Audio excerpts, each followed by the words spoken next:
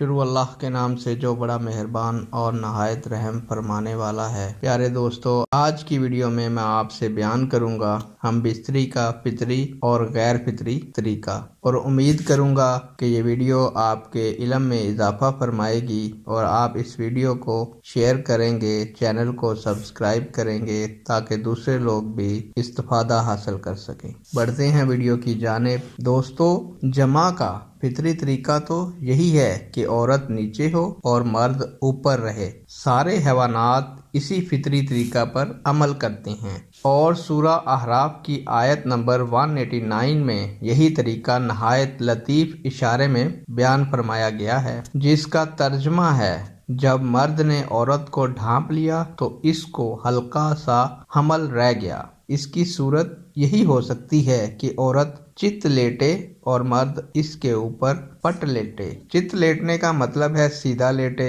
اور پٹ لیٹنے کا مطلب ہے الٹا لیٹے، یعنی عورت سیدھی لیٹے اور مرد اس کے اوپر الٹا لیٹے۔ اس طرح مرد کے جسم سے عورت کا جسم ڈھک جائے گا۔ دوستو، اسی طریقہ میں راحت و آسانی ہے، عورت کو بھی مشقت نہیں اٹھانا پڑتی، نیز اس تکرار حمل کے لیے بھی یہ طریقہ مفید ہے۔ شیخ الرئیس ابو علی سینا نے بھی اپنے کلیات قانون طب میں اس طریقہ کو پسندیدہ بتایا ہے۔ ابو علی سینا کے نزدیک جمع کی تمام شکلوں میں بری شکل یہ ہے کہ عورت مرد کے اوپر ہو اور مرد نیچے چت لیٹا ہو، کیونکہ اس صورت میں منی مرد کے عضو میں باقی رہ کر متفن ہو کر اذیت کا باعث ہوتی ہے۔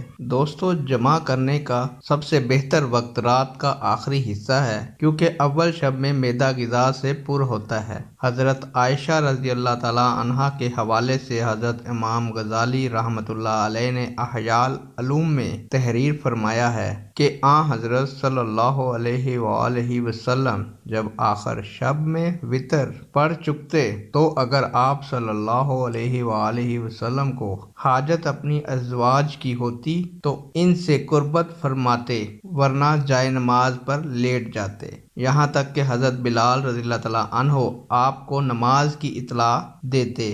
صاحب الاحیاء کے نزدیک اول شب میں صحبت مکروہ ہے۔ خیال یہ ہے کہ تمام شب ناپاکی کی حالت میں سونا پڑے گا۔ طب نبوی صلی اللہ علیہ وآلہ وسلم میں بھی بھرے پیٹ کے ساتھ صحبت نہ کرنے کے بارے میں لکھا گیا ہے، کیونکہ اول شب میں معدہ غذا سے پر ہوتا ہے۔ امید کرتا ہوں دوستوں کہ یہ ویڈیو آپ کے علم میں اضافہ فرمائے گی اور آپ کو اسلامی طریقہ سے جمع کرنے میں مددگار ثابت ہوگی۔ نیک دعاؤں اور تمناؤں کے ساتھ آپ سے اجازت چاہتا ہوں۔ اللہ حافظ۔